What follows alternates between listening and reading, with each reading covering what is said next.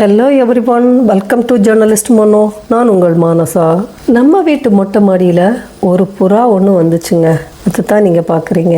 இது புறா பந்தயத்துக்காக பயன்படுத்தக்கூடிய ஹோமர் புறா அப்படின்னு நினைக்கிறேன். காலில் மணி போல் சலங்கை கட்டி விட்டுருப்பாங்க போல். அது கொலுசு சத்தம் மாதிரி ஜல் ஜல்லுன்னு கேட்டுச்சு. நான் மெதுவாக வீடியோ எடுத்தேன். பார்த்தா ஓடி போயிடும் அப்படிங்கிறதுக்காக.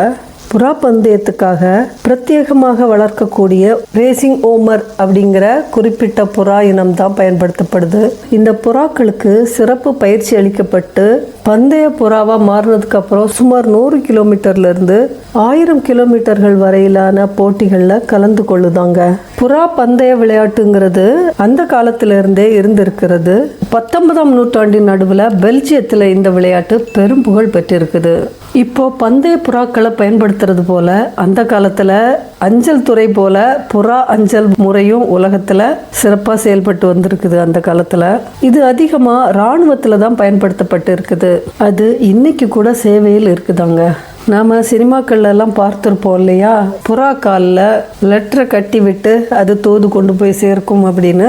இந்த ஹோமர் புறாக்கள் சோர்வில்லாமல் பல மணி நேரங்களுக்கு பறக்கும் திறன் கொண்டவை அப்படின்னு அறியப்பட்டு இருக்குது.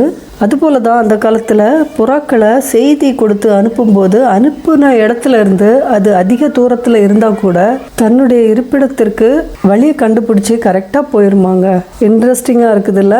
இப்போதான் கூகுள் மேப் வந்துருச்சு, நம்ம எல்லா விஷயத்தையும் ஈஸியாக கண்டுபிடிச்சிடறோம். ஆனால் அந்த புறா எவ்வளவு அழகாக வழியை கண்டுபிடிச்சி வந்திருக்குது பாருங்க. இப்போதான் தொழில்நுட்பத்தின் உதவியோட நாம் கூகுள் மேப்பை பயன்படுத்துகிறோம். ஆனால் புறாக்களுக்கு ஏதுங்க கூகுள் மேப் எல்லாம்.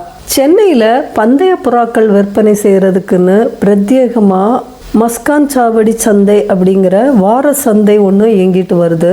அதுபோல் சென்னையில் 12 புறா பந்தய சங்கங்கள் கூட இயங்கிட்டு வருதுங்க. இந்த சங்கங்கள் மூலமாக சாதா புறா போட்டி, ஓமர் பந்தய புறா போட்டி என 2 வகையாக போட்டிகள் நடத்தப்படுதாம். சாதா புறா போட்டிகள் பொதுவாக ஏப்ரல் மே மாதங்களில், குறிப்பாக கத்திரி வெயில் காலங்களில் நடத்தப்படுது. இதில் புறாக்களை 5 நாட்களுக்கு தலா 5 மணி நேரம் விடாமல் பறக்க வைக்கப்படுமா. இதில் எந்த புறா சிறப்பாக பறக்கிறதோ அதற்கு கோப்பை வழங்கப்படும். இந்த வீடியோவில் ஹோமர் புறா பற்றின இன்ட்ரெஸ்டிங்கான சில இன்ஃபர்மேஷனை தெரிஞ்சிட்ருப்பீங்க. இந்த வீடியோ பிடிச்சிருந்தா ஒரு லைக் பண்ணுங்கள். வீடியோவை உங்கள் ஃப்ரெண்ட்ஸ் அண்ட் ரிலேட்டிவ்ஸ்க்கு ஷேர் பண்ணிவிடுங்க. வீடியோ பற்றின கருத்துக்களை கமெண்ட் பாக்ஸில் சொல்லுங்கள்.